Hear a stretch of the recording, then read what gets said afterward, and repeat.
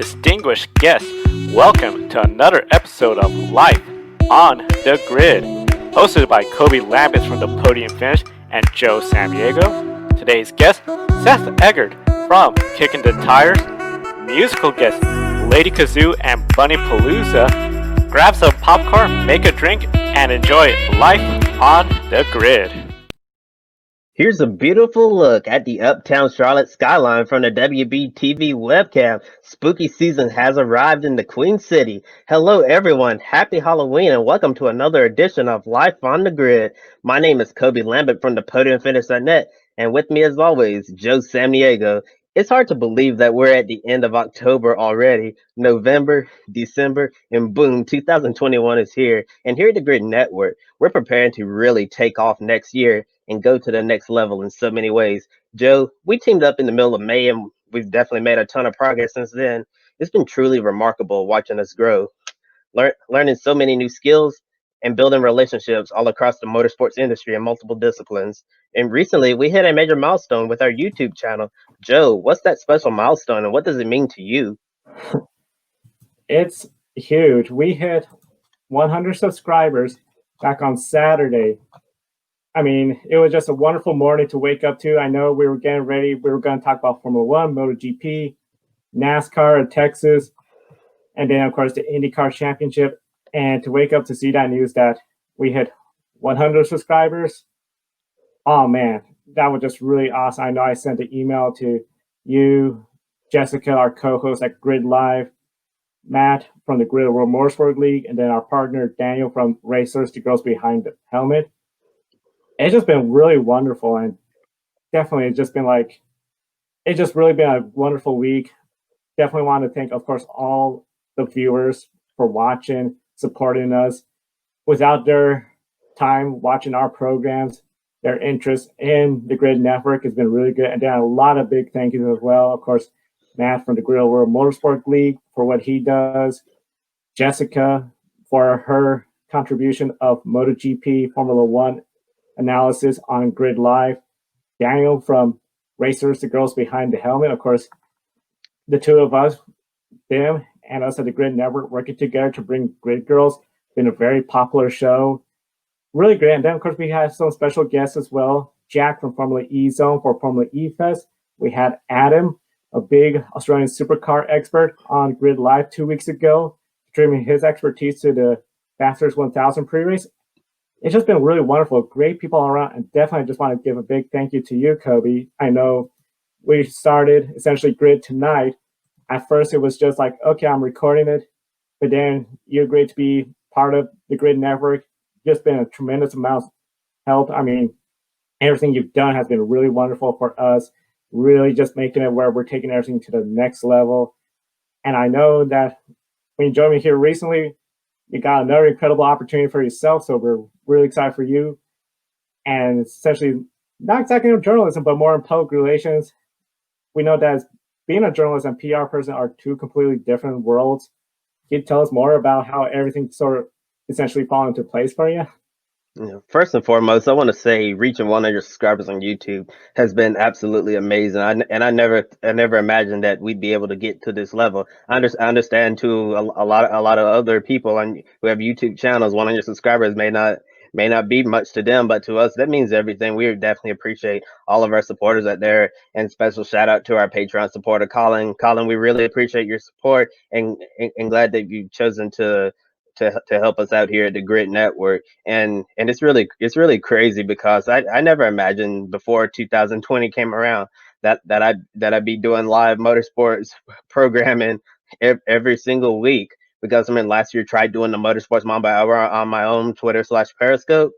It was a lot of fun. Some fans came in, asked me questions about motorsports, other things going on in my life, like college and life in general. It was just a lot of fun talking about various things with those people. And actually, when I first started, I wasn't good at all on camera, and I still don't think I'm the best. But hey, I'm here getting reps, growing all the time.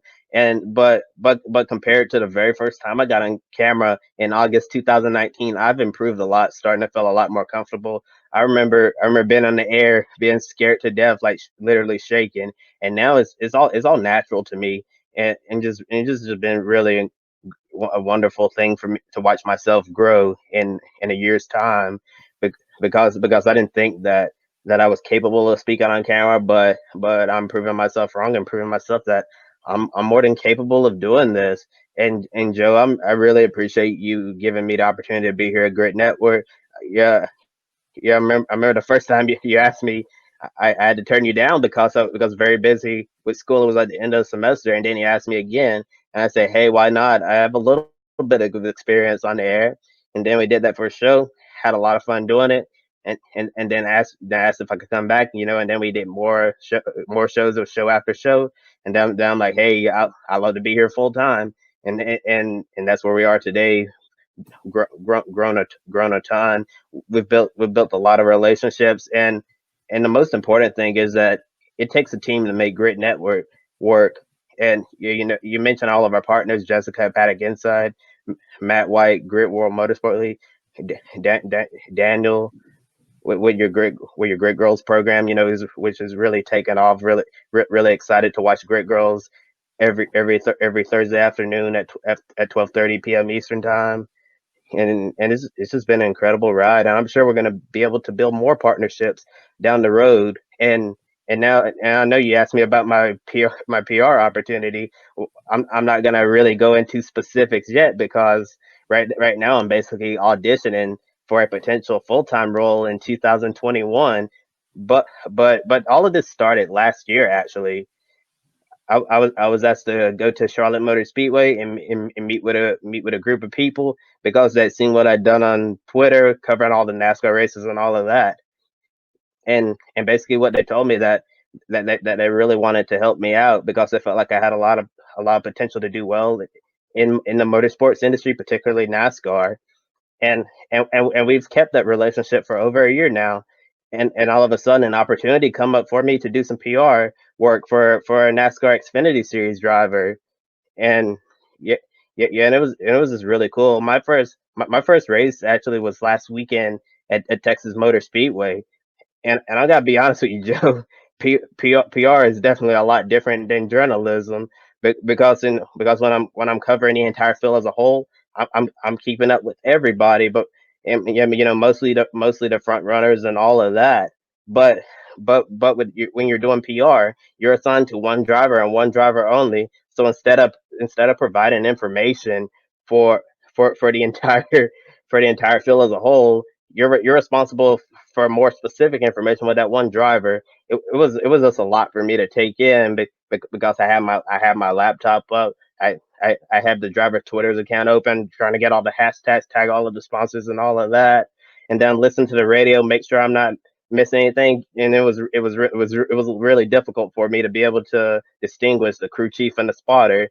So so it was definitely quite an experience for me, learning experiment experience. And for the most part, I was told that I did a really good job in my audition, and it may lead to something more down the road. I'm just really honored to be able to build so many wonderful relationships with people all across the industry. And I think one of the more important things in this industry, well, not just this industry, but a lot of other careers in general, their relationships mean everything. People really remember how you treat them. And and when you have an opportunity to go show the world that you are capable of being here, you need to take full advantage of it. And I feel like in my Xfinity PR debut, that I was able to do that, and I'm really proud of what I was able to accomplish last weekend. And moving forward, gonna work on some of the things that I felt that need improvement, and I'm gonna be even better next time out. I hear it. Yeah, it's been 2020. I know a lot of folks say, "Oh, it's been one of those years," and no doubt, been a lot of struggles. But definitely, I know you've been making a great effort. 2020 making a very positive, and I know having you part of the grid network, it has been a huge positive to get us to grow where we are right now, and for setting us up for the future. Yeah, definitely. Really, really excited for the future. I think 2021 is going to be a great year for us here at the Grit Network. We're always looking at new ideas, figuring out how we can further expand and grow, and hopefully we'll be at the racetrack on site covering all of the races. And I actually think it's time to finally introduce our guest for the month of October. He's a staff writer for Kicking the Tires, covering NASCAR and eNASCAR. Please give a warm welcome to Seth Eggert. Seth, we're so excited to have you on the show tonight. How are you doing? I'm doing good. I'm happy to be here, and congrats on getting to 100 subscribers. I didn't know you guys did that.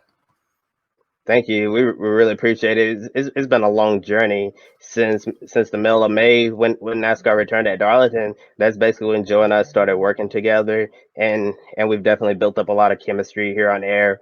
Over time, we've worked really hard. I've stayed up some nights until like 3 and 4 a.m. in the morning, working on great network content, going going through parts of our program, making sure that I'm the best that I can be, and make sure I'm always prepared for for everything that we do with our programs. And to kick things off, I actually have two questions for you.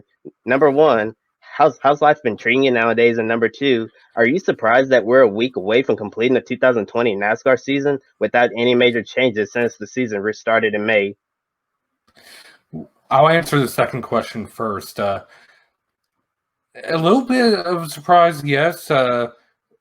However, with the way NASCAR has handled the pandemic, with the way NASCAR has gone through and done different safety precautions, granted, some are just temperature checks, asking questions, and some are essentially keeping everyone to a certain degree inside of a bubble. And some, granted, we had Jimmy Johnson test positive, Austin Dillon, Spencer Davis from the Truck Series. I believe there was a few crew members here and there, and I want to say Keith McGee from the ARCA West Series. But outside of that, overall, the cases have been few and far between, at least in NASCAR anyway. And for them to get to this point, with the completion of the truck race, everything is actually back on schedule, which if you had asked me back in April or May, I honestly was thinking back then if they were going to complete the season, that would probably end in December or January, like how it used to in the 1950s and 60s, because I just was not confident, or at least I wasn't thinking that they were going to do as many doubleheader weekends, as many midweek races. So for them to get it back on schedule in the way they did, to where we're finishing off in Phoenix as scheduled, it's also impressive. As far as how life is treating me, it's had its ups and downs. Some good recently. I know we'll be talking a little bit more about it later, but some good recently. When this, I know this will be live a little later. When it is live, by then I will have gone down to Fort Mill, South Carolina with Mom to Clear Choice. Hopefully to start the process for her to actually be able to get teeth. Well, going back to the first question that you answered, I'll be honest with you, I'm really shocked that NASCAR was able to finish this season because, this pandemic has been really, really crazy, and we're living in an unprecedented time right now. So, and seeing all these outbreaks all over the country, I thought it would just be a matter of time before we saw an outbreak in a NASCAR garage and they had to suspend the season once again. But I'm really glad that it seems like everyone at the track's been following all the protocols, social distancing, wearing their masks, and I'm just really happy to see that we haven't had any major issues in the NASCAR garage concerning COVID-19. And I'm really glad to see that things are looking up right now with you and your mom. I know we'll get a little bit more into that later in the program. And you did bring up a good point, about life having its ups and its downs. And for me, I've definitely had a lot of ups and downs in 2020 because it looked like I was going to get an internship with a NASCAR Cup team. over the summer, but unfortunately, the pandemic canceled that, and I really thought that internship was going to be my key to getting my foot truly in the door in the NASCAR industry, and I was really dejected and depressed when I saw that it had been canceled because I've been working, basically several years, actually since I was 16 years old, because I wanted this internship really badly because it felt like it could create a lot of opportunities for me. So when I saw it that it disappeared, my heart broke because I said maybe my motorsports career is over. But luckily, people have always told me that things work out the way they're supposed to, and I feel like that with the current situation I am here at Grid Network and getting an opportunity to do PR for a NASCAR Xfinity driver, I think things really turned out for the best. And speaking of life, all of our lives have been affected by this pandemic in some way. It has definitely changed the world of motorsports journalism and the entire journalism industry in general. Only select media can go to the track. You no longer have access to the garage area for the time being, and no in-person interviews. Everything is virtual. Do you think shifting to a virtual world has increased or decreased opportunities in motorsports journalism, or is it just a case-by-case basis? I think it's a little bit of both, and the reason why I'm saying it that way is you had the NASCAR YouTube community starting to build up a little bit more in recent years, and most of their stuff is virtual. I know some of them have been to the track. I was essentially a NASCAR YouTuber somewhere around. I think the last time I made a video was 2013, and that was on a channel called Motorsport Revolution, which I worked with a friend of mine, Raymond Lutz, which we basically just did whether it was crash compilations, driver tributes, race tributes. It wasn't anything formal, and I'll be honest, I didn't know what I was doing compared to what some of them do today with their essentially mini documentaries. Granted, some, and I'm not throwing anybody under the bus, some are better than others.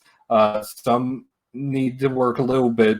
That being said, though, moving to a virtual environment does make it easier for some media members. Out for myself, when I'm not a NASCAR media member, I work at Mitchell Community College here in Mooresville in the tutoring center. So for me, if I were to schedule an interview, I had to schedule it around when I was actually on campus. Moving it to virtual sessions, if there was a interview that I had to do, since it's all virtual right now, I could just bring my laptop in and do it while I'm staying at the desk. Because right now, at least, there's no students on campus, virtually none anyway, because of the pandemic. Overall, I think it is a good change, but I hope it does change back to a certain degree. There is a place for it. That's what I'm trying to say. But I don't see it being the be-all, end-all in the long run, if that makes sense. Yeah, that makes perfect sense, and you brought up several great points. I mean, for myself, at first, I thought this was going to be detrimental, but it actually worked out in my favor and everybody here at Grid Network. For the most part, I'm not really in a position to be on site at the racetracks right now at this point in my life and career. So really, the only race that I can really attend right now at the moment is the Charlotte Roval, and I wasn't able to go a few weeks ago. So won't be, so 2020 be a year where I didn't step foot at the racetrack, which is really unfortunate. But I'm gonna return to the racetrack in the future. But I feel like with the increase of motorsports journalism and the virtual world, I feel like it can open a lot of doors for people who may not have the same opportunities to be at the track in person, because I know we're doing all of the virtual interviews over Zoom now, and with the press conferences as well. So it's giving people who don't have an opportunity to be there in person, that they're able to potential to raise their hand virtually, and get an opportunity to ask a driver or crew chief or an owner a question. So I definitely think that that's one of the positives. I do think that it's a case by case basis as well. For some people, this changes really helped their careers a lot, and for others, unfortunately, it really hurt them. So I want to ask you, how has the pandemic affected your career personally? Well, normally at this point in the racing season, I will have gone to somewhere around 7 to 10 races. I was at the Daytona 500 earlier this year. So far, that's it. Um, I will be in Martinsville as we speak, essentially. Uh, but outside of that, I wasn't able to go to any of the Charlotte races. I wasn't able to go to either Bristol race, any of the Darlington races, the Spring Martinsville race. I had planned on going to Richmond and Atlanta for the first time this year as a media member, and I wasn't able to do that.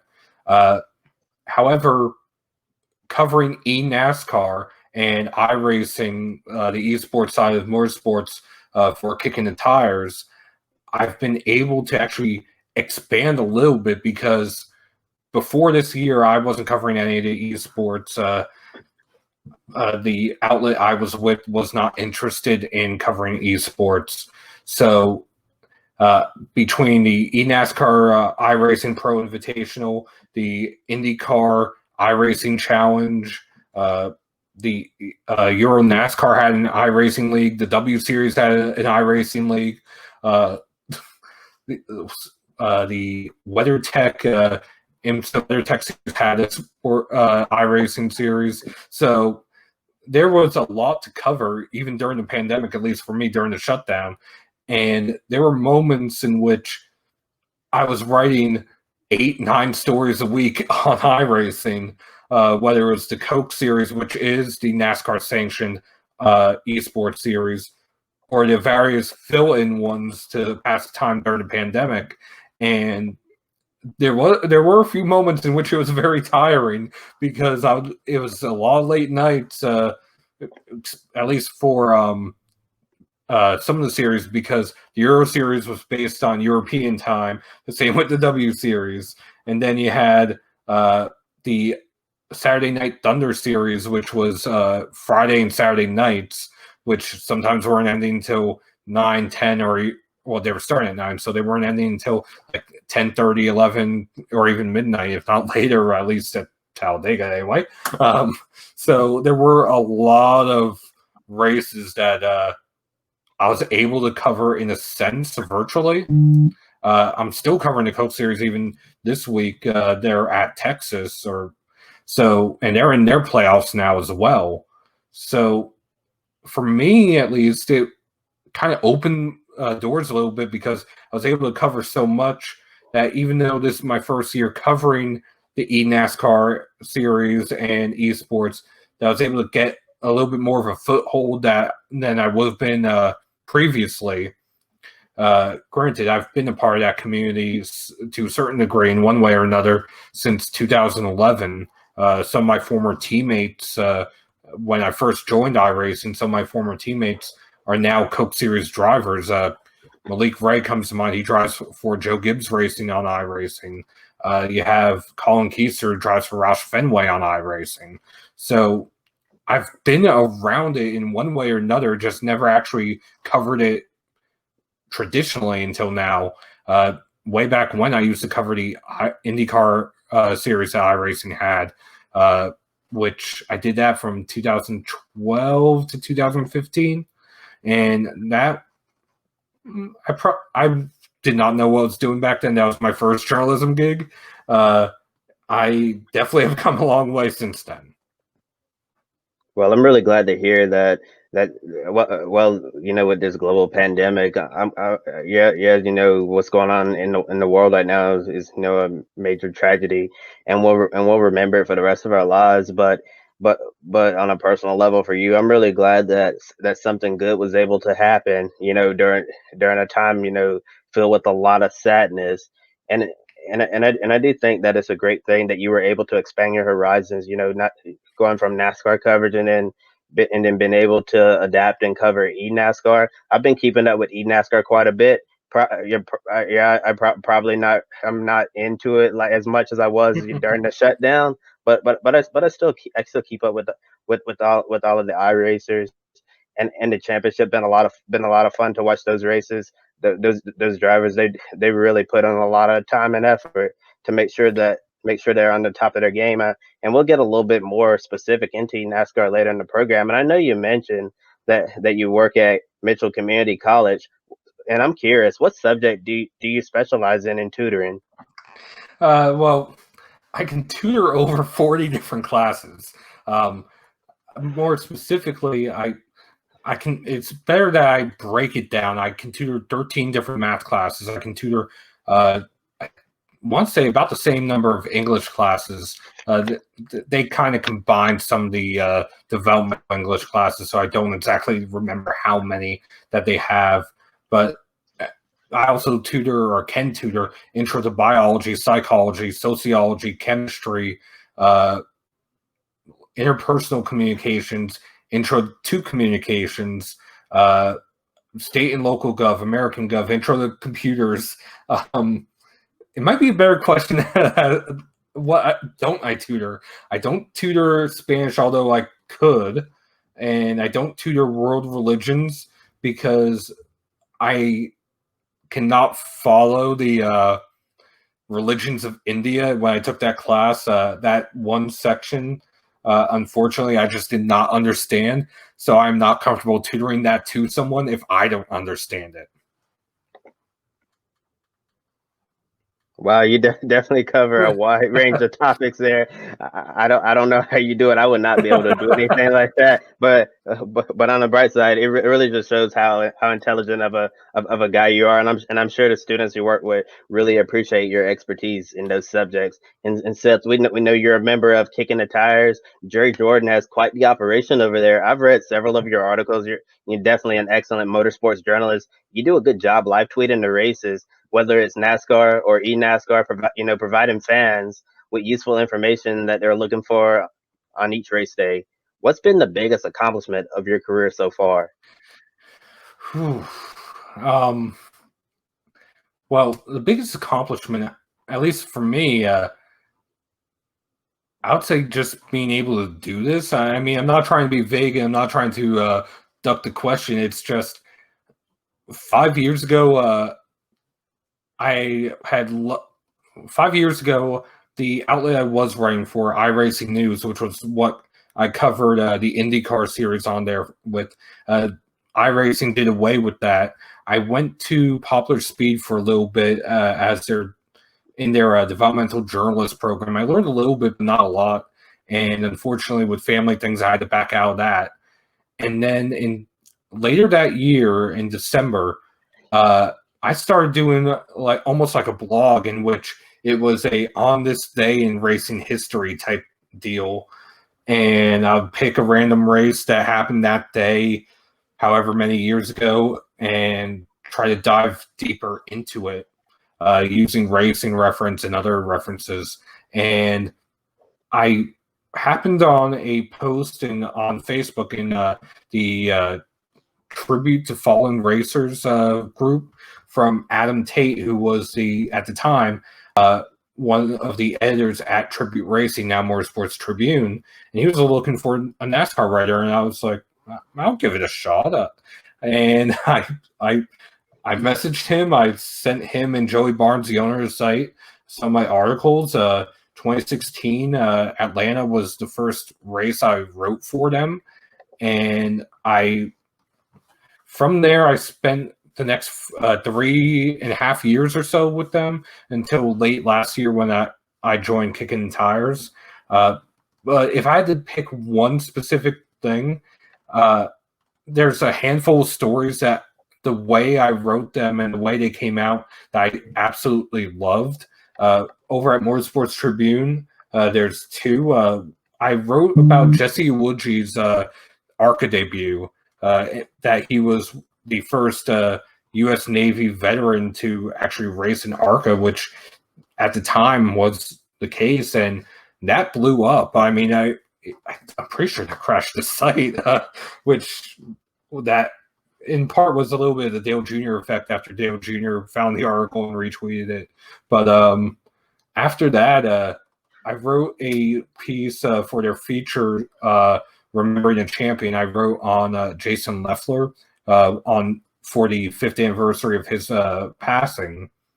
And for that feature, I went in and I interviewed Justin Marks, Casey Kane, Justin Allgaier, and just being able to trade the stories with those drivers. Some of them I had laughing, and then some were holding back tears, recalling different stories. It was it was very moving. I'll say that. As far as this year with Kickin Tires, I wrote a story. Right now, it's not on the site because of some technical issues, but I wrote a story on Jordan Anderson after his runner-up finish in Daytona on how his career has essentially mirrored that of a career from the NASCAR Thunder Game Series from way back when.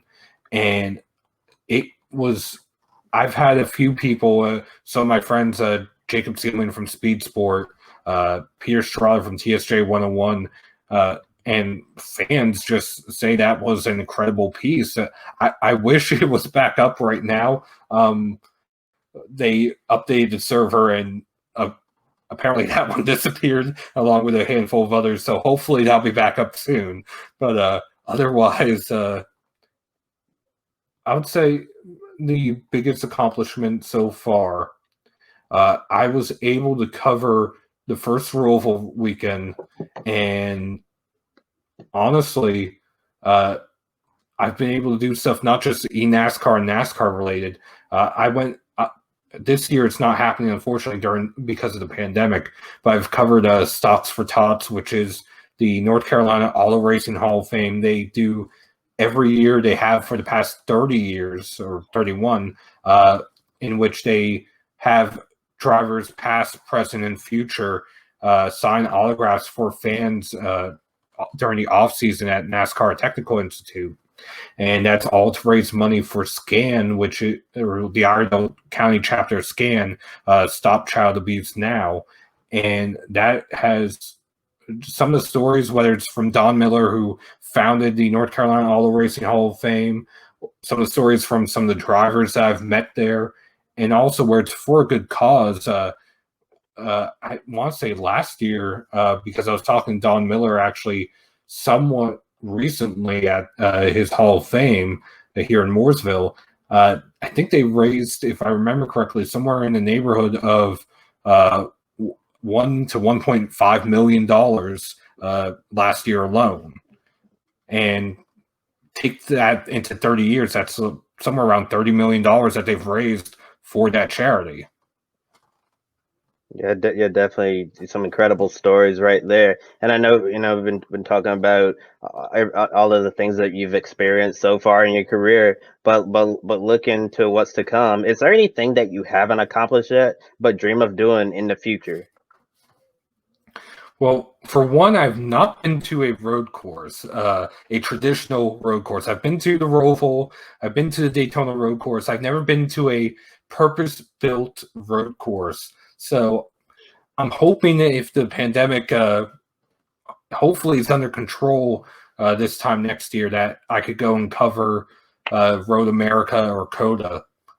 Outside those two races, or even Watkins Glen for that matter, out of those three races, I've never been to Indy. I've never been to a championship weekend. I'd love to be able to go and cover those in person. I've done the pace car ride along at Charlotte and at the Charlotte Roval. I wish I could do it on a road course, or at least Bristol as well, just because it would be an incredible experience, at least in my eyes.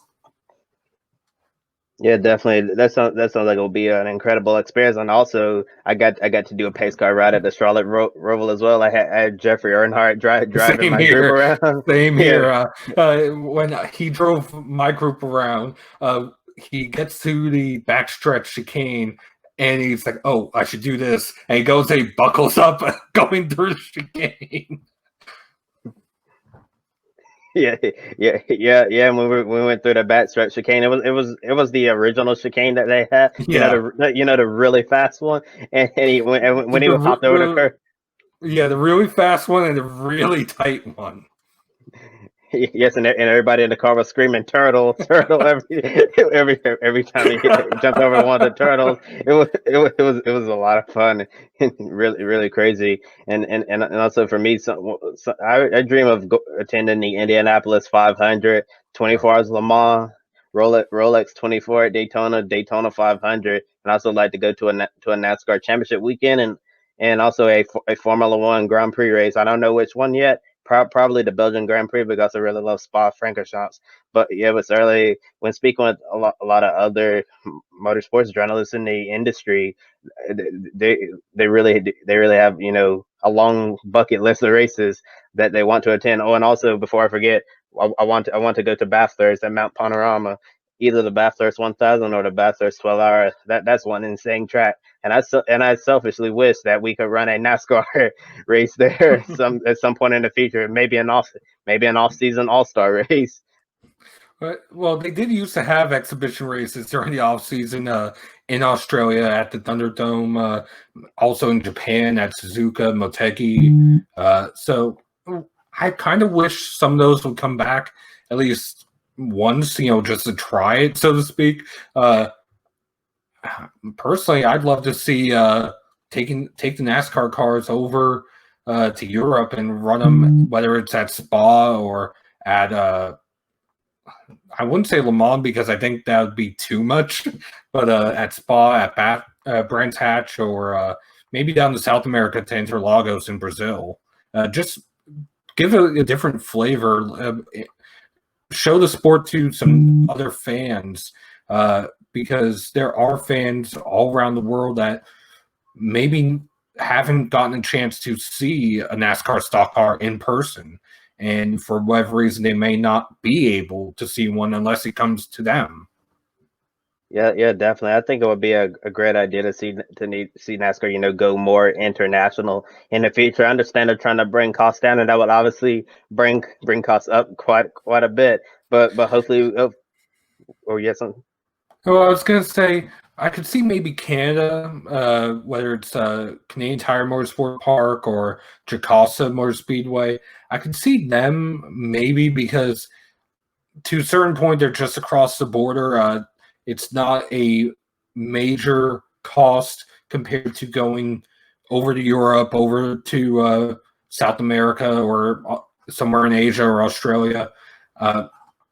Maybe Mexico as well, back to whether it's Autodromos Hermanos Rodriguez, or even some of the ovals that they have down there too, because of the NASCAR Mexico series.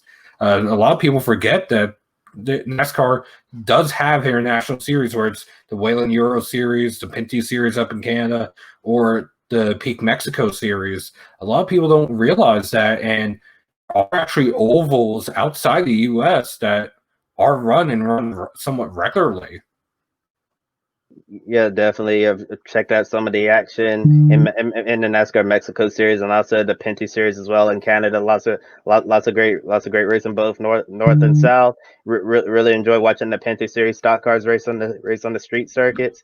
And hopefully in the future we can see a NASCAR National Series race on a street course. Yeah, probably not going to be anytime soon, but maybe by the end of the 2020s we'll be able to see a street race in NASCAR.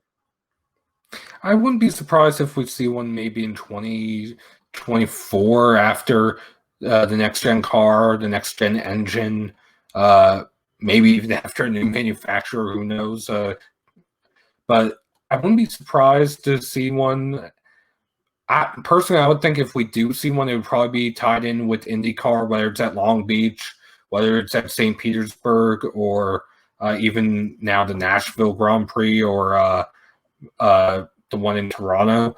And the main reason why I'm saying it that way is it's hard politically with the way how long the streets have to be shut down, how long the cleanup is, whether or not they have to weld manhole covers and this and that and the other to make it viable for a street circuit. So at least in my thinking, go to an existing one with IndyCar might make it easier instead of trying to build one from scratch. Yeah, definitely might be easier to come up with a NASCAR IndyCar doubleheader there. And definitely a lot of exciting possibilities for the future, especially with the new NASCAR business model and the next gen car and all of these teams that are going to be joining the sport in the next few years. So definitely a lot to be excited for in regards to NASCAR's future. And I actually want to talk a little NASCAR, but I'll save that for later in the program. And we've been talking for a while now, so I'll give you an opportunity to chat with Joe for a bit. I feel like Joe might have been falling asleep there. Oh man, it was fun listening to y'all talking, especially about you know the Suzuka NASCAR races. There were a lot of fun. NASCAR just this past week had it on YouTube for fans to watch it, especially some of the newer fans that didn't get to watch it back then, and it just brought back a lot of memories. I know that's one of the things I got to ask you. I know we all have our stories of how we got into motorsports, and I know everyone has. Like for me, grew up in Anchorage, Alaska, way up north. No NASCAR sanctioned track when I was there growing up. A couple of dirt tracks here and there. I got to NASCAR once cable television came to Alaska. Formula One, IndyCar. Then once I got to University of Alaska Fairbanks, they had a racetrack. I started dirt track racing. Always just been around it. I still got the NASCAR race in 2003 behind me.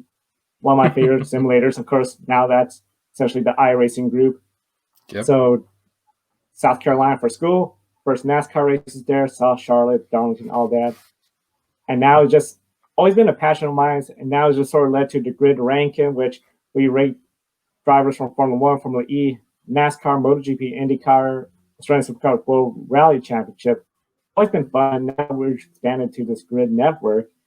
How has your journey from, hey, what's this? Oh, this is car racing, to where it is now? How has that journey evolved, and what surprise turns too as well along that journey?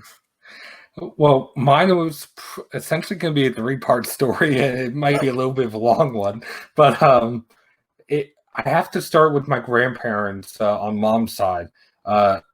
They weren't born in the U.S. They survived the concentration camps of World War II, and when they came to the U.S., they embraced it. And one of the things they embraced was sports. So they went to baseball games, football games, hockey games, etc. And the easiest sport, at least for my grandfather, who he was an experiment of Dr. Mengele in Auschwitz. The easiest sport for him to go to was motorsports, because they just wheeled the wheelchair in to the infield and he could see everything. So compared to the various football or baseball stadiums where you had to go up or down steps or try to figure out where there was some sort of handicap area. And then, so they passed the love on to my mother. My dad, on the other hand, he was a fan already. So for him, he took me to races when I was younger, whether it was at that time we lived in New Jersey, so Flemington, which no longer exists, the Wall Township Stadium, Nazareth, which no longer exists, Thompson International or Speedway as it was back then. Now it's a Thompson Motorsports Park, I believe. Pocono, Dover. Then we would come down to Darlington, Charlotte, Bristol, and Richmond during the summer. So Dad definitely helped get me into it. And in part, it's also because, we went so often. They were bringing me when I was a kid. The first race I went to was the 1995 Meridian Advantage 200 at Nazareth Speedway. And it's kind of a funny story because I was only like 3.5, 4 years old at the time. And as they tell me, I was so excited for the race and for Rex, because I was a 4-year-old kid, that I wore myself out and fell asleep about 15 to 20 laps in. I don't remember the race. I'll be honest about that, at least in person. I've seen it, video of it. And the winner of that race was Tim Fedewa. And the car that he won in was actually owned by the family of one of my best friends, at least now, Jake Seelman, who writes for Speed Sport, his family used to own that team. So and I didn't know him, he didn't know me, and neither of us actually knew that about each other until Darlington last year while we were sitting next to each other in the media center. So that was a little bit of a funny, holy moment. But as far as me getting to where I am right now, 2010, I graduated from Lake Norman High School. I went to the Art Institute of Charlotte because I'd always wanted to get into NASCAR in some way, shape, or form. I knew from a young age I wasn't going to be able to be a driver because we didn't have the money to do that. So after that, I was looking at maybe being a crew member, maybe being a crew chief. And even with everything that I tutored today, I just could not get a grasp on physics per se.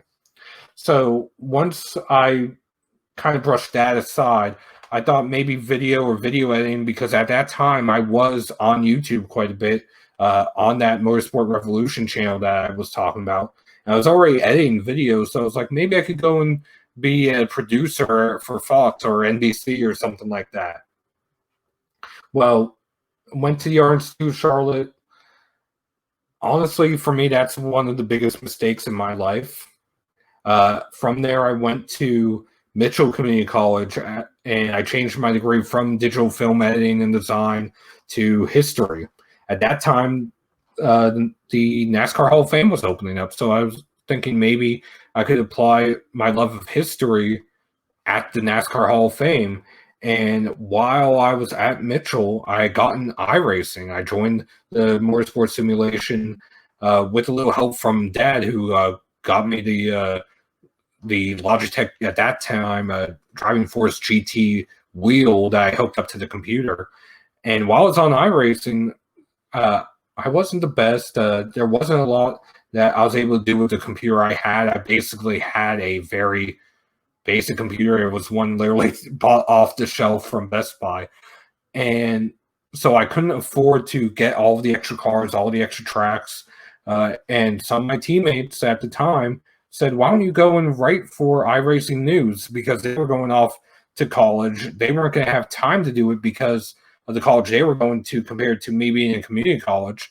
So it's like, okay, I'll give it a shot. And iRacing News, they were paying me $100 in credit a season.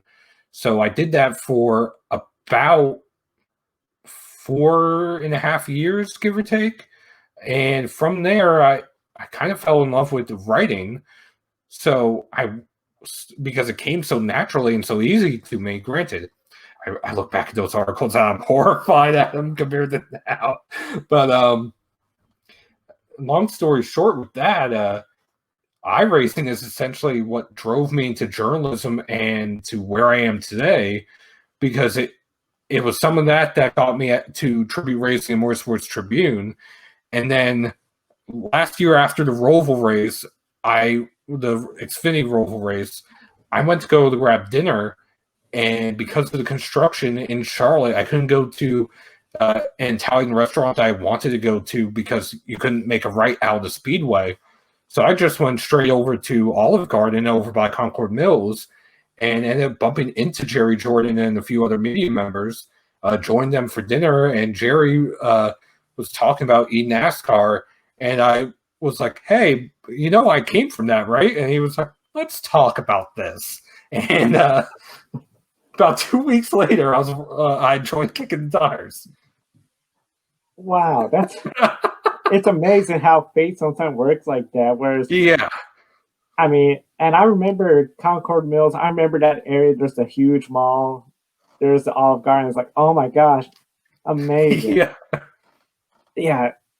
That's one thing I've always told friends that are especially getting into motorsports, and it's like, oh, I want to get in NASCAR, but it's such a long route. I'm a long shot. Go for it, because you just never know, some twist and turn. Like at the beginning of 2020, I wasn't planning on launching a YouTube channel. It was, I want to expand the grid ranking. Now it's ballooned to this, and I'm just really amazed. And it sounds like I know you mentioned your father. Sounds like you had some great mentors, and of course, mentoring is a big thing in motorsports. I know we've all had a mentor that has helped us, and then I know Kobe had to participate in a chat with PRSA, and one of the main things was mentoring matters, and a good mentor shows you tough love, especially at times. It's strictly criticism, but it's a criticism you have to hear to make it to be a better at what you're doing. Is there any mentors that come to mind that you feel fit the bill that helped you get to where you are today as well? Well, if I, at least for mentors, some of them that I'd pick out are some of my friends. I've already mentioned them: Jacob Seelman, Peter Strada, Noah Lewis, also from TSJ 101. But if I had to pick a specific mentor that gives me criticism, constructive criticism, whether it's on the articles that I'm writing, questions that I have for an upcoming interview, or just average everyday stuff, essentially, I'd have to say both mom and my sister. I actually do run questions by the two of them at times because I like, at least depending on the story that I'm doing, I like to get a fan's perspective on where they want to learn more about a driver. There's a series that I was doing at Motorsports Tribune that I planned on bringing on with me to Kickin Tires. Unfortunately, the pandemic kind of derailed that to a degree. It's called Climbing the Ladder, and it's meant to introduce the up-and-coming drivers to the fans. And the reason why I came up with that in 2016 when I joined Motorsports Tribune, there were a handful of drivers that were running that people didn't know anything about. Or take William Byron, for example. All that fans knew about was iRacing with him. Meanwhile, I had followed him at the Bojangles Summer Shootout here in Charlotte at Charlotte Motor Speedway, through the Cars Tour and other late model divisions they drove for Junior Motorsports. So I knew he had an actual racing background that either wasn't brought up on TV that often or that fans just completely didn't know about. So it was something that I wanted to explore, a different way of interviewing drivers to learn more about their past, not only on track, but off the track as well.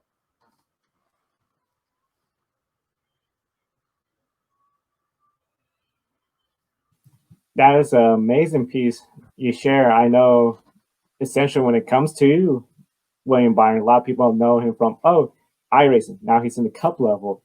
But there's so many racers out there, the Bojangles Shootout, the NASCAR West Series, all over the place that has stories to share, and it's just one of those things about motorsports, especially, we are a sport where it does take a lot of sponsorship funds, a lot of time, a lot more challenges compared to getting into a stick ball sport where, you can go to your local park, buy some equipment, then start playing. Now, of course, a lot of times when it comes to parents and they're looking to get their kid into a sport, it's one of those sports that, more accessible, easier to get in.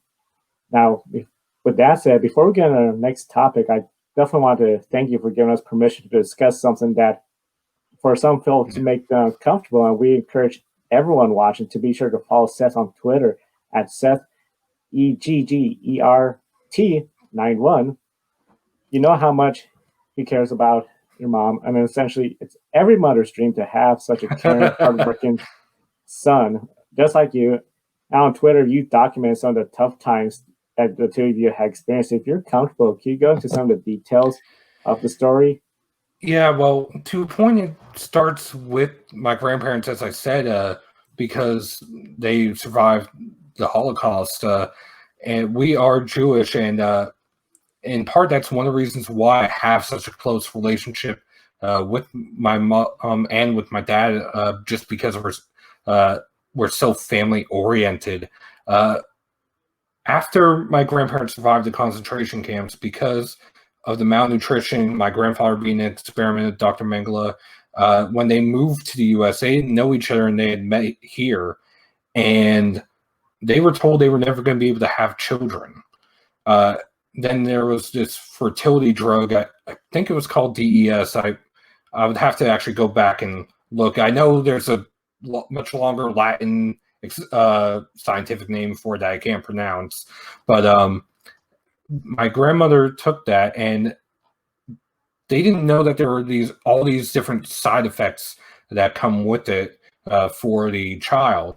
They had my aunt, they had my mother, and mom thought she had different side effects, which she had basically all but one. And then in 2004, she passed out while driving, and come to find out that she had the other side effect, which is actually extremely rare for someone to be living with it the way it was explained. She has a double arrhythmia. A normal arrhythmia, usually the heart adds or skips somewhere between 1 and 20 beats. A double arrhythmia, at least the way mom has it, and her doctors have documented, her heart will skip or add, without a pacemaker or defibrillator, will skip or add anywhere between 20 and 200 beats a minute, which essentially, more often than not, people who have had a arrhythmia that severe, usually either the way the doctors explain it, usually the baby is stillborn at that point, or the person will essentially be found passed away in their sleep, or randomly at the side of the road. Or I'm not trying to be morbid about this, but so that was in 2004. She's had a pacemaker defibrillator since then. The pacemaker has shocked her and has saved her life 24 times in the past 16 years. Although it has malfunctioned a handful of times. In 2005, it malfunctioned and wouldn't stop shocking her. I think it shocked her 16 times that night. In 2014, on November 21st of all days, my birthday, the tip of the sensor of one of the leads broke off and ripped through her heart.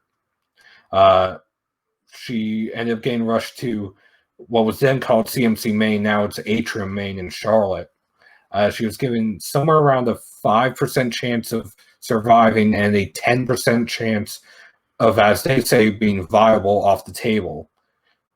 2 months later, she got permission to return to driving. If that tells you how strong mom is.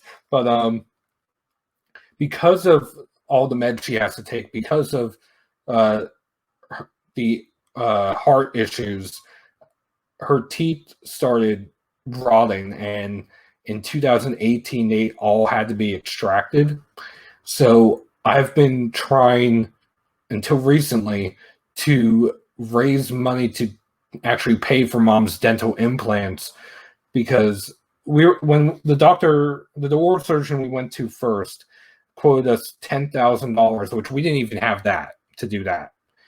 That practice actually went out of business, so then we had to go to a different one, and they quoted us $15,000.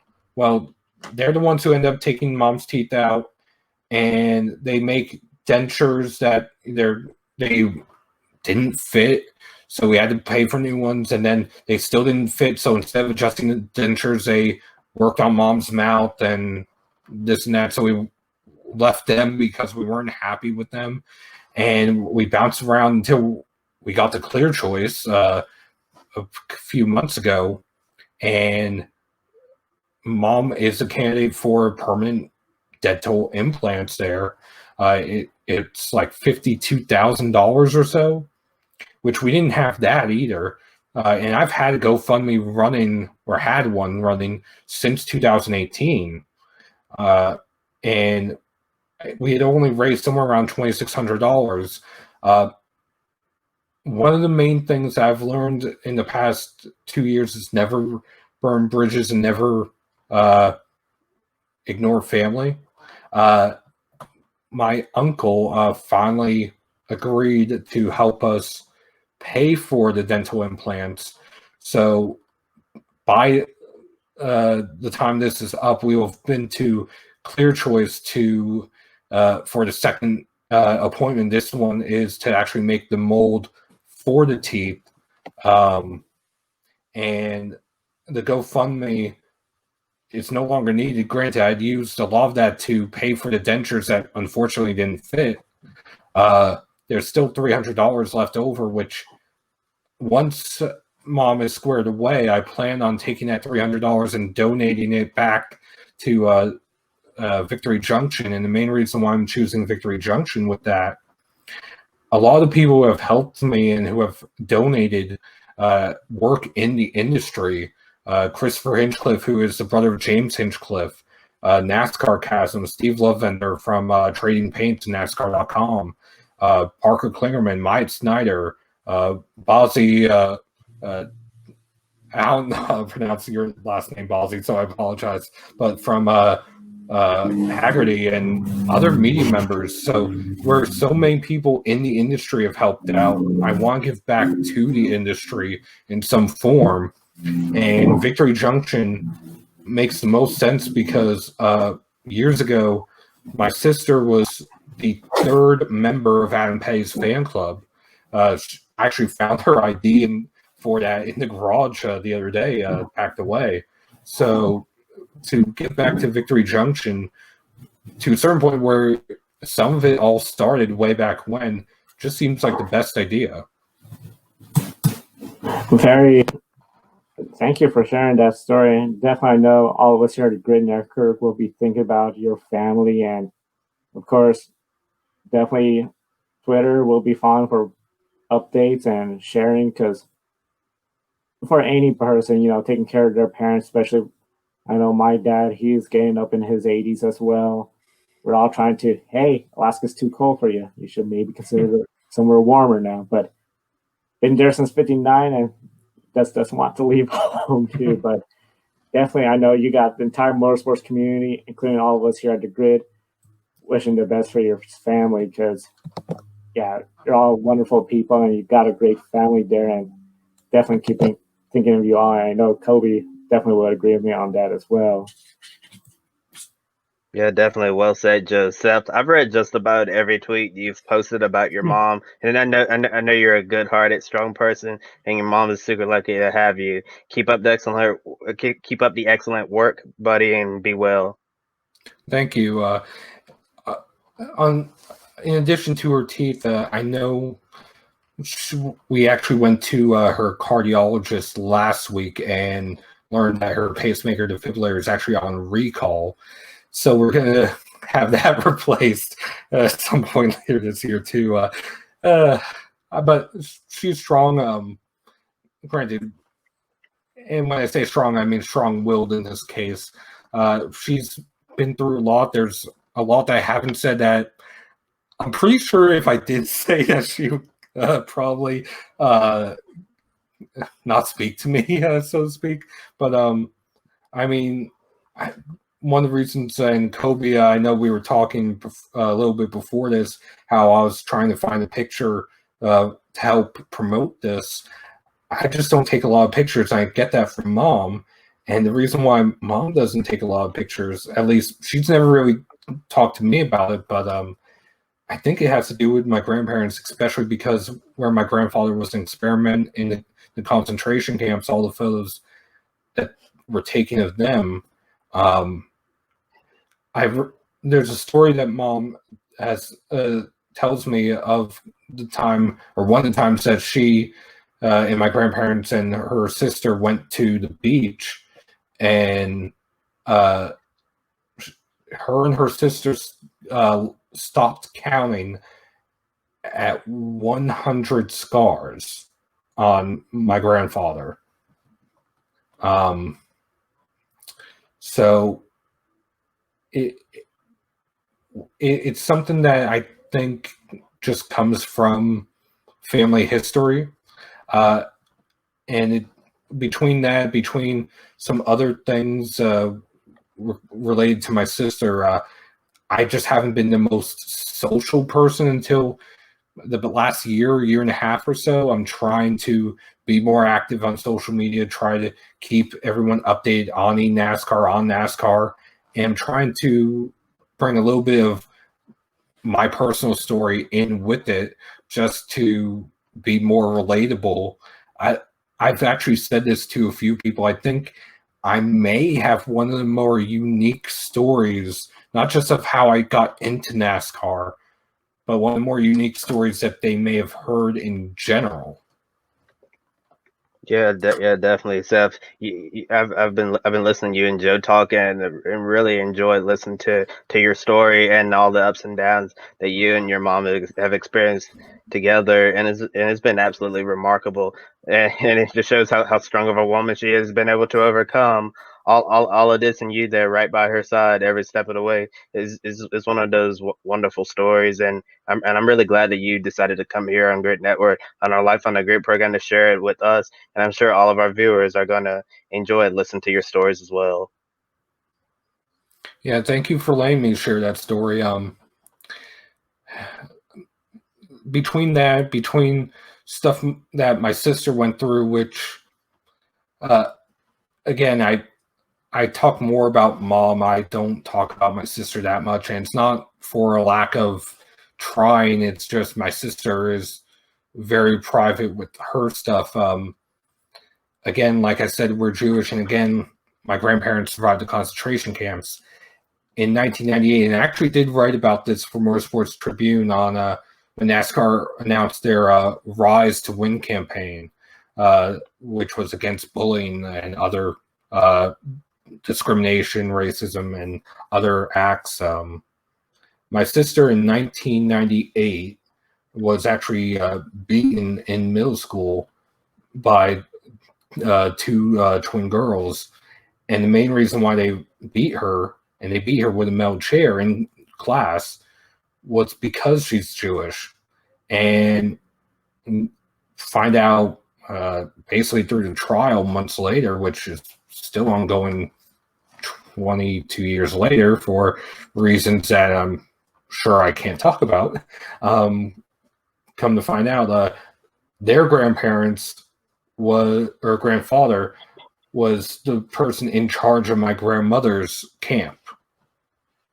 So the way it comes full circle, there's things that I do try to open up about, and I just always find myself hesitant to open out about it because of the way some people can be on social media. Granted, I've started putting a lot of that behind me, started using the mute button, the block button, just to channel it all out and mainly have the positive vibes. I know as a media member, we can't block or mute everybody, but there are some that do get under your skin just enough that you really don't have a choice. Yeah, you're definitely right about that. And actually, I've been on social media since I believe my sophomore year of high school. So I think 2014, 2015 ish. And I didn't use the mute or the block button until this year. Believe it or not, I mean, because for the most part, I've been just tuning people out, and stuff that I didn't like or didn't agree with. Just ignored it. But for some reason during this pandemic, seeing all these different types of things, I just had enough. I started blocking people who were tweeting absolutely idiotic things, and muting other people, like some things I just did not want to see on my timeline at all, because it's really weird, with the block and mute button. If I block somebody, they're gonna find out about it eventually. But if I mute somebody, they don't really know that I have them muted. So so for the most part, the mute button is my best friend, because going back to you mentioned about maintaining relationships and all of that. I can still maintain a great relationship with somebody. I just don't have to see their content on my page. And if I mute them, they'll never know about it, and we can still keep a strong positive relationship. And for our final topic of the night, I want to talk a little bit about NASCAR and esports in general. And in recent years, esports have really taken off into a whole new dimension. And back in high school, I actually participated in some esports action myself. I tried to qualify for the PlayStation Nissan GT Academy, to say the least. it didn't work out for me because of the amount of time and commitment it takes to be successful and being in marching band and robotics. Those priorities had to come first, so I could not dedicate every single day to being on my PlayStation, trying to make sure that I'm doing the best job that I can possibly do. And why is it so important to take esports seriously if that's the route you want to take? Well, the reason why it's important to take esports seriously, there's a couple different examples. Words online, where it's social media, esports, etc., they have consequences or actions for that matter. Unfortunately, with Bubba Wallace and Blue Emu, for example, during the iRacing Pro Invitational earlier this year at Bristol on there, or one of the Coke Series drivers lost his opportunity on or in the eNASCAR Coca-Cola iRacing Series because of, I believe, words that he said. I don't think it's ever been exactly explained or said, but I know Burton Klickerman Esports parted ways with one of their drivers. I want to say back in June over something that happened online on social media.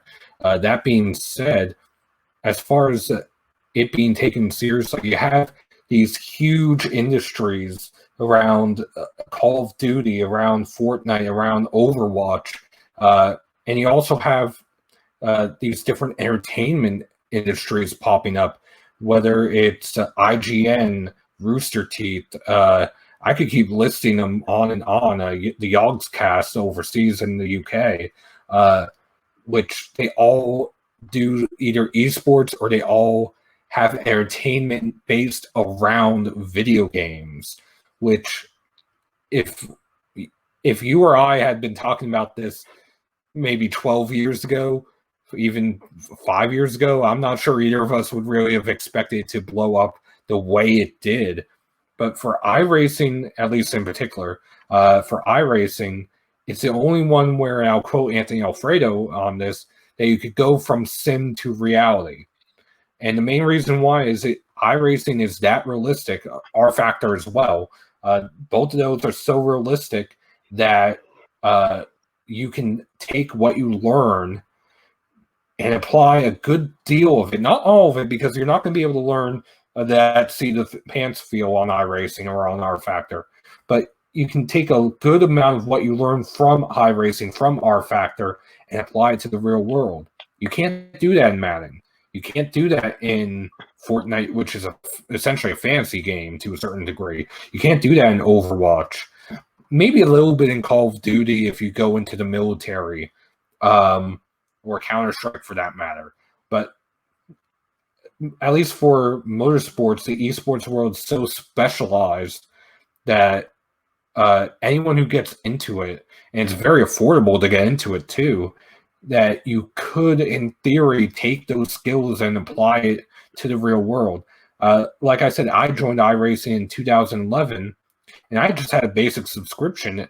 Granted, at that time, I couldn't afford a lot of what was on iRacing. I wasn't working at the time. I didn't have a full-time job.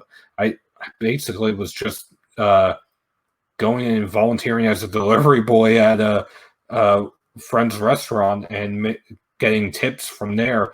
But until I started working at Mitchell Community College in the tutoring center, the Mind Center as they call it, and from there I went and I was able to start buying tracks. They're only like $10 each, maybe a little bit more with tax. And I actually tried my hand at making the Coca-Cola series, or making the first step to it anyway. In 2015, I won the fifth split of the Daytona 500 that year. I won it by 30 seconds because I was the only undamaged car. It was even I'll say it's a fluke, but it's still a win. A win is a win. The next 4 or 5 races, I was not running well. I either crashed out or I just was off the pace and finished laps down. Went from about 30th in the standings, which you had to make the top 20 in order to have a chance to you had to finish in the top 20 to make the eNASCAR iRacing Pro Series, and then from there you would have to make that top 20 to make the what's now the Coca-Cola Series. I dropped in 5 weeks after winning my respective Daytona 500. In 5 weeks, I dropped from 30th in the standings to 282nd in the standings. At that point, I just started running for fun. I also won I was on a winning team for the Rolex that year in the GT class, and that same year I came within 4 laps of winning the Indy 500 on iRacing. An untimely caution ended up negating the fuel strategy I was on, and I was going to be the only person to make it on fuel. But it's not every day you can say that you were beat by Scott McLaughlin on iRacing. Wow, that's really cool. So, yeah, and that's one of the great things about iRacing. And someday I'd like to get an iRacing account myself. My current setup here at home really isn't the best for it, but at some point in the future, when I decide to move on to the next chapter, yeah, definitely think about getting me an iRacing setup. And the great thing is, whether you're a fan, journalist, PR person, driver, you can race with a whole bunch of different people. Because I know my friend at UNC Charlotte. He talked about the time when he got to go head to head with Dale Earnhardt Jr. on iRacing, and he thought it was the coolest thing ever. Or just like you racing with Scott McLaughlin and other race car drivers around the world as well. But there's one league that I have questions about. I've seen you tweeting about it, and it's called Monday Night Racing, I believe. Yeah, What's Monday that? Night Racing. Yeah, like what's that all about? Well, it's a league started by Ford Martin and Paul Sutton. Ford Martin of NASCAR on Fox, and Paul Sutton, he's on the marketing side in the industry. The two of them started around right before the tail end of the shutdown, at least for NASCAR.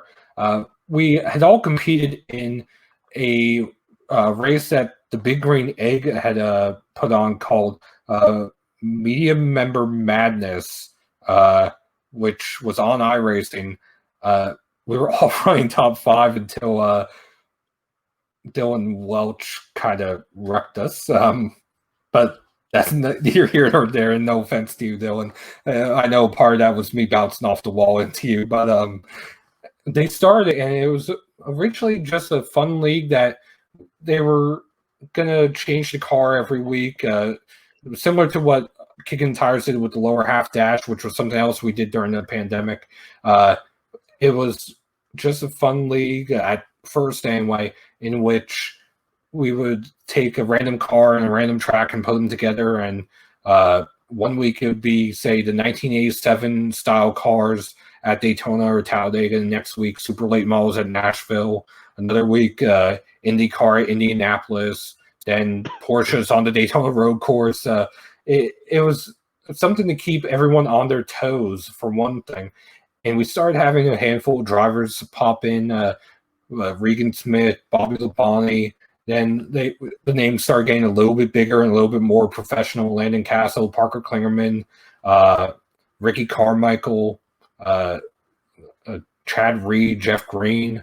And then about halfway into the season, Ryan Vargas started running with us regularly. We had Kyle Busch pop in from time to time. We had Mario Andretti in the season finale. Max Papp is in the season finale. So we've had it's had a lot of big names. I know I'm not the only media member in that. Noah Lewis from TSJ 101 is in there. You have several people from behind the wall media. You have Nick DeGroot, who won the championship from motorsport.com. Justin Melillo from the Racing Experts, who is a huge name media member wise in the eNASCAR world, running in that league. You have some people just from Racing Electronics, MRN, even NASCAR Digital running in the league just to have fun. And granted, there is a professional side to it because you are racing for a championship and you are racing for a win. So there are some ethics involved in it. But it's a fun little league every Monday night. I believe I know it runs every Monday night, and I want to say 9 p.m. is when the races go green. And I want to say they're going to be on the Podium Esports Network for the next season, which is essentially the ESPN of iRacing. Speaking of ESPN, before the championship finale, they had Alan Bestwick and Bob Jenkins in the booth calling the season finale. So I was in a race with Mario Andretti, Max Pappas, Bob Zabani, and Ryan Vargas being called by Bob Jenkins and Alan Bestwick. I'm not sure any average fan or any average media member can say that anywhere outside of iRacing. Yeah, it definitely doesn't get better than that. When you have Bob Jenkins and Alan Bestwick calling you racing, you're racing with Mario Andretti. That's definitely Yeah. that's definitely the perfect situation right there. And back when NASCAR shut down because of the pandemic, they launched the eNASCAR iRacing Pro Invitational Series. When we didn't have actual racing on the track, it was definitely nice having something to do on the weekends. Also we saw eNASCAR Saturday Night Thunder, IndyCar, and F1 had their thing as well, among other series that went virtual to pass the time. And personally, I tried covering those series, but it actually proved to be really hard for me, actually. Yeah, while it was better than having nothing to do at all, it just didn't feel the same to me as the real thing. And with that said, I have a ton of respect for eNASCAR and esports. I think it's a lot of fun, and those involved really put in a lot of hours and hours to improve their skills. So, tip of the hat to all of those folks. And as a journalist, what's a major benefit of covering eNASCAR, and why are some people so quick to dismiss it completely? Well, one of the benefits is, and I know some people in the short track side of the industry might not like what I'm about to say, but it does have a little bit of a short track feel. And the reason why I'm saying it is it's you don't have professional drivers per se. Yes, the short track drivers are racers are professional, but it's more of a hometown grassroots feel, at least with the regular people on iRacing, because yes, it's the same people every week, but they're all friends in the end. They all, yeah, there's a handful of rivalries here and there, but they're all for the most part good friends. They all look out for each other. They all try to take care of each other, and you, at least for iRacing, you're more likely to bump into them randomly, whether it's in a hosted session, a league race, or even some of iRacing's official series, depending on how high your iRating or skill rating, so to speak, is. I know Daytona Talladega weeks I run quite a bit because I love running the super speedways. And one race I'll be in and I'll see Malik Ray, who I said earlier runs for Joe Gibbs Racing. And then a few races later, I'll be in the same race as four-time eNASCAR champion Ray Alfala. Granted, this past go-around, I don't think I was in any of their races, mainly because I haven't run that regularly lately. So my iRating, even though it hasn't moved up or down, a lot of people have moved up. So I've kind of fallen back, so to speak. As far as dismissing it, a lot of people treat it or just think of it as a video game. iRacing, at least the iRacing side of eNASCAR, is extremely different and extremely more professional than the eNASCAR Heat Pro League side of the sport. The eNASCAR Heat Pro League, there's a lot to be desired. There's not a lot of cars on track. I want to say for their championship race, they had half the field, the championship contenders, and half the field AI, which I'm not entirely sure how that works. But I remember the championship finale last year, which I covered in person because they had this huge event in Charlotte. The championship contenders literally tried wrecking each other for the win in the eNASCAR Heat Pro League. Meanwhile, in the eNASCAR Coca-Cola iRacing series, they ran, and it was a much more professional race, and it came down to the wire, and Zach Novak won the championship. At that time, he was with Roush Fenway Racing. This year, he's with Richmond Raceway Esports, and he's actually in danger of not making the series for next year. He's, I think, 21st in the standings, and he has to make the top 20 in order to be guaranteed a spot next year. Otherwise, he has to go for through the iRacing Pro Series and try to race his way back in during the off season. But granted, there are some things that you'll experience on iRacing that you won't in real life, like computer issues or a wheel shutting off or something like that. And yes, it doesn't have certain parts of the tire degradation or certain elements, but they are working towards making it a better simulation. Yeah, definitely. It's been really cool seeing how far iRacing and the eNASCAR Coca-Cola iRacing series have come over the years. Lots of profile names are involved, just to name a few: Steve Letarte, Dale Earnhardt Jr., William Byron, Clint Boyer, Jeff Burton, Parker Kligerman, and Denny Hamlin, just to name a few. For all of our viewers out there who aren't as familiar with eNASCAR as you are, Seth, what's so attractive about eNASCAR to these major industry names? Well, for Dale Jr., he actually competed in eNASCAR. He actually is the first ever winner of what's now the eNASCAR in the eNASCAR Coca-Cola iRacing Series. He won the series debut event back in 2011. I want to say it might have been 2010, but he won the very first race, and he's always been in the esports world, so to speak, in eNASCAR. Same with Denny Hamlin, because part of their Dirty Mo Posse group, they ran a league on what was NASCAR Racing Season 2003, which it was made by Papyrus, and that same code is the basis for iRacing. So to a certain point, they're kind of keeping things similar to what it was. Timmy Hill last year actually ran several races in the eNASCAR Coca-Cola iRacing Series. He had made the series. I know he didn't finish the season. Same with Tyler Hill. But you have a lot of people getting involved in it because it is a fast-growing market. You have a number of sponsors on iRacing that you don't have in the real world. Logitech, for example, sponsors William Byron's team. Jordan Brand sponsors Denny Hamlin's team. You have True Timber and a simulation company sponsoring Dale Jr.'s team.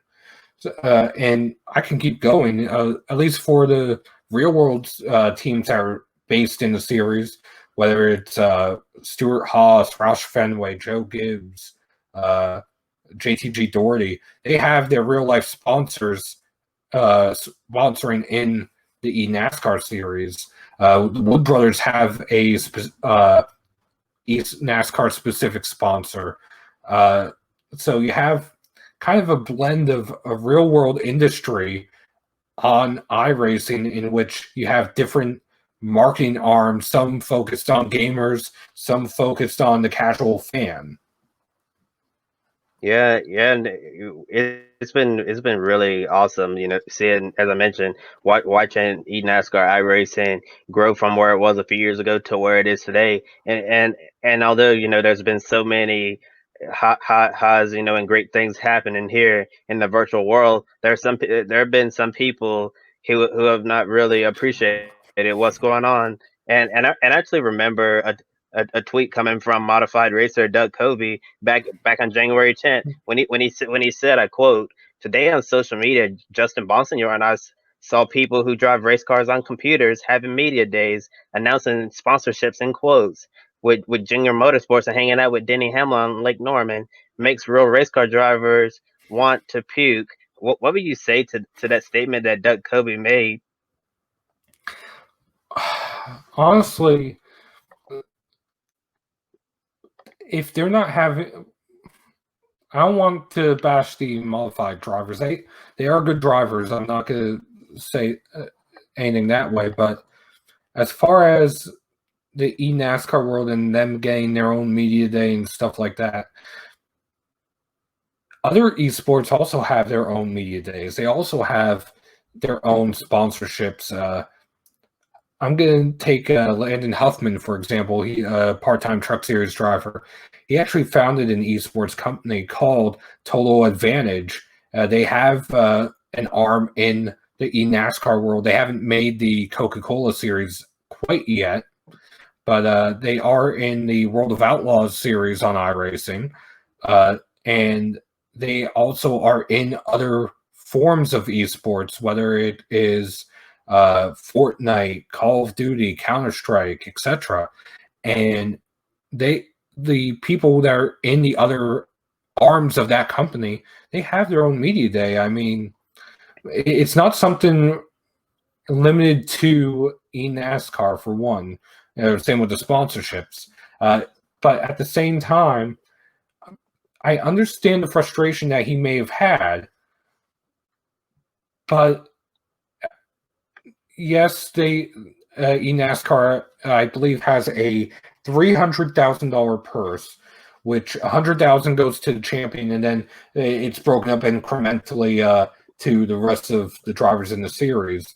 Which I also remember some talking about that, and about $20,000 going to the winner, the champion of the eNASCAR Heat Pro League, comparing that to the ARCA series and the payouts there. The thing is, there's certain things that they're trying to treat it like a traditional series. NASCAR is the esports, and there are ways of doing it, which I think they're on the right track personally.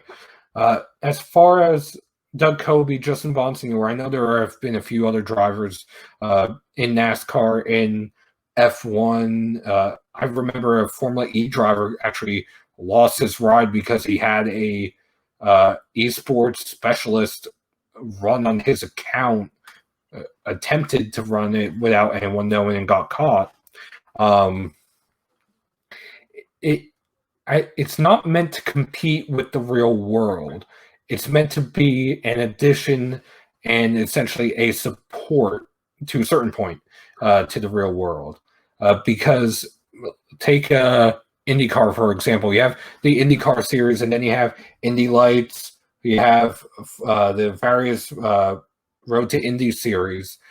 I'm not saying that any of the eNASCAR drivers can easily jump into a stock car and try to make their way up the ladder. Some of them do actually race in the real world. Garrett Lowe, who is fighting for the championship, he runs for the Wood Brothers. He races in the Bojangles Summer Shootout in real life. He races legend cars. So there are some that can try to make that transition probably more easily than others. And I honestly think that it is going to be something to watch that can easily be an additional supplement and additional complement to the real world series. Yeah, and you definitely brought up a good point when you said that this is not meant to compete with real world racing. And I think when a lot of drivers see all of this stuff happen and all of the sponsorship deals involved, I think in a way they feel threatened a little bit because they feel like that this is gonna take over and what they're doing may disappear someday. And I do understand why they might feel this way, especially if if we're getting that time of year now where you really need to be lining up your sponsors for 2021. And if you're struggling to find a sponsor let's say on your real world late model, your real world modified, and then you see these deals coming together so easily on the eNASCAR side, I guess it's it makes them feel defeated in a way. What do you think? Well, some of them I think maybe just saw the headline personally, or saw the photos and just tweeted their reaction. At least for some of them, some of the eNASCAR drivers, not only do they race in real life, there's some that actually work in the industry. Justin Bolton comes to mind. He runs in the eNASCAR Coca-Cola iRacing Series for Stewart Haas Racing. He's a mechanic on Chase Briscoe's Xfinity car. There's both junior motorsports drivers in NASCAR, I believe, work at junior motorsports. One in IT, and I think the other in I want to say marketing. I may be a little wrong on exactly where they are there, but there's people who do work in the industry in one way or another. And then you have some that were fans that were able to work their way into the Coca-Cola series. You have some that were former drivers that maybe iRacing was more affordable. I'll take Ryan Luza, for example. He used to run late models. I know he's trying to get back into late models, but an iRacing rig and iRacing itself, a basic version might run somewhere around $2,000 to $5,000 combined.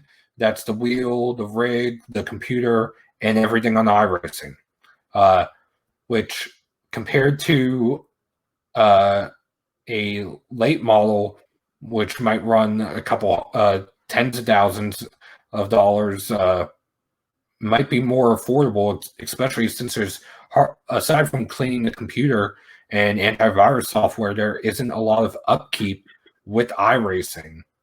But that being said, as far as them being afraid of it replacing them, like I said, it's not meant to replace. It's not meant to take over.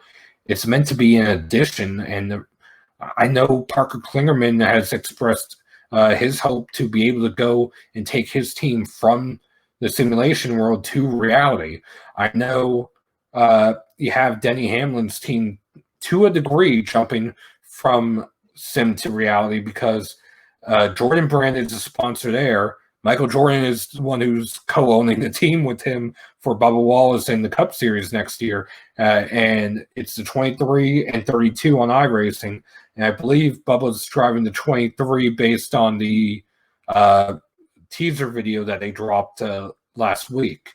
So there is a little bit of crossover, and there is a small grain of truth to what they see, but the actual fear of it taking over is somewhat unwarranted. Yeah, definitely. Totally agree with everything that you've said, and I guess the thing, like you mentioned, which made eNASCAR so attractive is it's probably a little bit more affordable, obviously, than trying to do the real thing. Yeah. And actually, I've heard this from other people as well, saying that while I can't afford to spend all of this money to go race in real life, I can race in the virtual world and still be able to find success in this part of the industry. And as you mentioned, so some of the people wear multiple hats. They compete in iRacing, and they have other roles as well in NASCAR. And looking at some of the big name iRacers in the series, one of the most recognizable names is Ray Alfalo, the four-time series champion. Yeah. He was in a slump last year, so it's nice to see him bounce back this year and make the playoffs. And holy smokes, Bobby Zalinski is a beast. Yeah. He's a beast on the road courses. I don't know how anybody can beat that guy turning left and right. And along with Alfalo and Zalinski, we have the other drivers who made the playoffs this year: Nick Ottinger, Jimmy Mullis, Ryan Michaeluza, Garrett Lowe, Keegan Leahy, and Michael Conti. And I know we talked about this person earlier. One name missing from that list is defending series champion Zach Novak. And to say the least, it's been a difficult season for him. And you mentioned this year he switched from Roush to Richmond Raceway Esports, and it's really crazy in the virtual world. Imagine being champion one year and not even being a major factor the next year. What in the world happened to Zach Novak this year, causing a drop in his form? Well, a part of it is the wreck that happened at Richmond earlier in the season. I want to say he was running fourth, and some restart shenanigans happened. And I know he was caught in the wreck. I'm not entirely sure where he finished off the top of my head, but that dropped him down in the points quite a bit. As far as the team, yes, he's on Richmond Raceway Esports. He's also on a different team at the same time. Technically, all the eNASCAR drivers are in the background, so to speak. And the reason why I'm saying that is, as far as them working on setups together, a lot of them are on different teams. for example, Nick Ottinger, who drives for William Byron Esports, along with John Gorlinski, and Logan Clampett from Burton Klingerman Esports, which is a Toyota team, they're all on Team Conti with Michael Conti. So you have several people from different manufacturers technically on the same team in the background on different teams in the forefront. And it's not talked about a lot, but they do work on sets together. And I know you've said that they put hours and hours in. For example, Dylan Duvall, who I know from when I tried to make the series years ago, or make a run at it anyway. Dylan Duvall, who runs for Stewart Haas Racing at Kansas, ran over 500 laps of practice to try to improve on it. I know he was caught up in one of the late wrecks, and I think he was running top 15 beforehand. But it goes to show how competitive the series is when the champion 1 year, and mind you, it's not a win and you're in scenario in total playoffs, that the champion 1 year can fall out of contention and possibly fall out of the series the next year. Yeah, that just really blows my mind because last year it was so wonderful watching Zach Novak win that championship and I remember the aftermath as well, seeing him so happy, and then his family's like running in the room and they're so happy because the amount of money that NASCAR can provide is definitely life changing. That's for sure.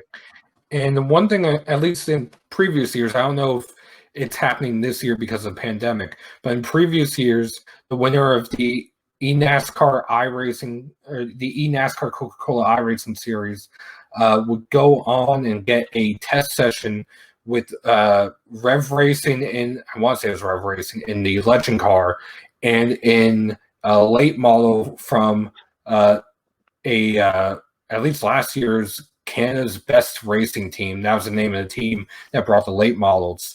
And so I know Zach, at least he was supposed to test it. I don't know if he was able to because of the pandemic. I don't know when that was scheduled for. That being said, you also had at one point the eNASCAR iRacing Ignite series, which was meant to find younger drivers. And one of the drivers who competed in that, who's now with Rev Racing in the real world, Raja Karut, he actually won at Greenville Pickens a couple weeks ago in the late model. A little over 10 years and a couple months to the day that Bubba Wallace got his first K&N win at Greenville Pickens. Yeah, definitely really excited being able to see the virtual world transform over to real life racing. You mentioned Raja Karut, the great rising talent in NASCAR, and he's definitely working with NASCAR diversity and Rev Racing. It seems like Raja has a really bright future in NASCAR because they have him on a development plan and seem to be checking all of the boxes. Yeah, and one of the reasons why I've followed Raja, I've followed Bubba Wallace, I've followed also some of the women in the sport, Gracie Trotter, Haley Deegan, Nally Decker, and I can keep listing drivers on and on. One of the main reasons why I followed it, I've always followed the Drive for Diversity because being Jewish, I haven't been able to point to someone on track and say they're like me to a certain degree. Granted, I know of a lot of people who are Jewish in the industry, but outside of Alonde over in the NASCAR Whelen Euro Series and V. Taylor, who's also in that series over in Europe, I think the last time anyone who was Jewish in NASCAR, I want to say it might have been Kenny Bernstein when he was a team owner, or at least currently. I know Rob Kaufman, and I know there's some others here and there, but the main one that I keep circling back to is Kenny and Brandon Bernstein in NASCAR in the 90s and NHRA. And then you had Tomas Schechter, I think 2011, 2012 in IndyCar. So at least for me, I haven't been able to relate with a lot of people to a certain degree on track. So, and I know I've heard that from other people whether it's in regards to race or in regards to women in the sport. So I've always tried to highlight them because I know how I feel not being able to see someone who, at least in my case, practices the same faith on track. So I can't imagine to a certain degree what somebody who doesn't see someone, whether it's their own skin color or their own gender, on track. Yeah, certainly. And I've heard that a lot as well. And I feel like people are able to find a much deeper connection with the sport when there's somebody out there just like you doing the same things you want to do, or just someone who's serving as a great role model. And Joe, is there anything that you wanted to add? Definitely, I agree with everything y'all been saying, especially, having a presence at the racetrack, someone to look up to, and especially motorsport, it is a little harder. Accessibility is harder. I know we're seeing NASCAR, IndyCar, they're doing more efforts as well. And even just women on the racetrack too. I know we have Grid Girls to try to highlight all the women racing.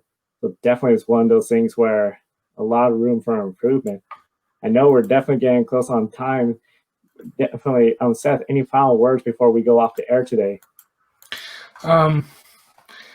Honestly, for me, there isn't a lot else for me to say. I'm sure I'll probably be back on, and I'll probably have more to talk about, whether it's some of the stuff I do with Racing Reference, trying to find info there, or basically I'm giving you a cliffhanger to a certain degree for me. But one of the things I always try to end an interview, at least with drivers, is that I hope that they have a safe race.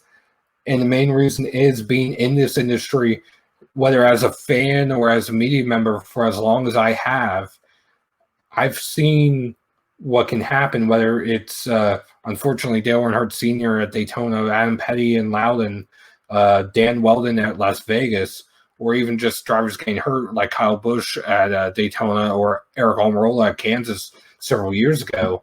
I know we're media members, but some of us do have friends that do race, and you never want to see them get hurt. So regardless of who it is, if I know them personally, if I'm friendly with them personally, or if it's somebody that I'm interviewing for the first time, I always try to wish them a safe race, just because of what I've seen and the knowledge that I have, and try to give them a little bit of good luck, so to speak. Definitely understand. I remember, unfortunately, after Dan Weldon had passed away in Las Vegas, it was Marty Reed who said, "I never say goodbye when we're going off there. I always say till we meet again, because goodbye is way too final." And that's just something where, after Dad and growing up, seeing, I remember Greg Moore passing away, Alan Kowicki, Davey Allison. It's just something where I've tried to adopt that as well every time we go off the air. Seth, definitely want to thank you for joining us on Life on the Grid. We continue to send the best wishes to your family, especially your mom. And we encourage every viewer to follow Seth on Twitter, Seth Eggert, which is EGGERT91 on Twitter. And check out Kickin the Tires at kickinthetires.net. And be sure to visit the Grid Patreon. We'd love to have your support, keeping it expanded and growing. Please like and subscribe. We'd love to keep growing. I know we hit 100 last Saturday. We want to see how quickly we can get 200, 300, and the big one, 500. For Seth, Kobe, Lambeth at the podium finish, my name is Joe San Diego. Be sure to enjoy our musical guests, the Lady Kazoo and the Bunny Palooza.